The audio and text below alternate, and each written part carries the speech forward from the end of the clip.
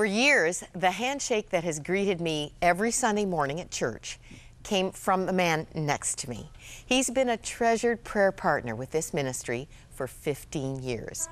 George Moore believes in living positively in a negative world, and he's been practicing what he preaches for 90 years. That's right. Last June, George, you turned 90. 90 last June the 29th. And that's when you decided that after 15 years of faithful service on our prayer lines, here's your certificate of recognition, you should step down. It's not because you can't, but you've enjoyed it. It has enriched your life to share the wisdom of your life. I really enjoyed talking to people, and you'll notice in the write-up that particularly one call from a young man that was locked up in the prison in Ottawa from Sarnia. And so the call was given over to me, and I talked to him and led him to the Lord. And I think I put that in there. Yeah, so many stories, George. So many stories. You were married at 19 and 22, February 13th, 1943, and just 5 months later, you were off to war, first on a train to the East Coast, to Halifax, and then on the Aquitania, which, interestingly, is the ship my mother came to Canada on from Scotland. You were going the other way. You actually docked on the Clyde River in Scotland. That's right, we did. Marvelous. On a troop train down to Aldershot. Now, that boat would normally hold 3,200 passengers. How many troops were packed onto that ship to head to war? Well, it's about a little over 3,000. 15,000 soldiers on that ship. 15,000. You did time in Belgium, Holland, and Germany. And what did your service involve, George?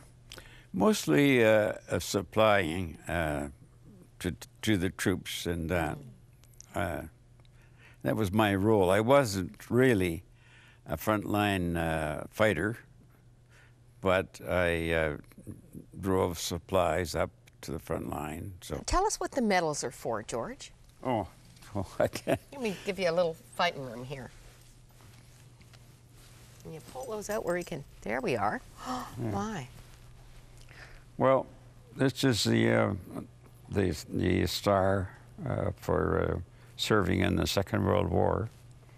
This is France and Germany, and gosh, I forgot what that was. I look at them not very often. Probably on Remembrance Day every year. That's right. Yeah. Your mother made a commitment, George, to pray for you. Yes. And I think specifically to pray Psalm 91 for you. Mm-hmm. Well, in that psalm, it speaks about the Lord's guardian angels. He will give his angels and my mother said, I will pray for you every day. Every day. To keep you in all your ways. For the Lord's guardian angels. Yeah. And you know, quite often I sensed his presence. You know, when you're in a strange country at war, and you just don't know. But I just felt the strength of the Lord's angels guarding me and watching over me. It's amazing.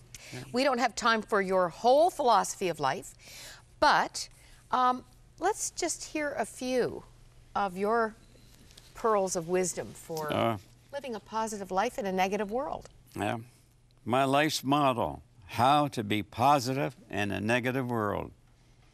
Our attitude should be one of thankfulness, not of entitlement. It's owed to me. 1 Thessalonians 5:18, give thanks in all things. Excuse me.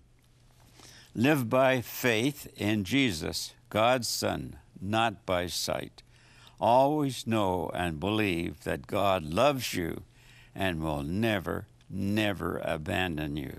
Wonderful, wonderful. George, thank you.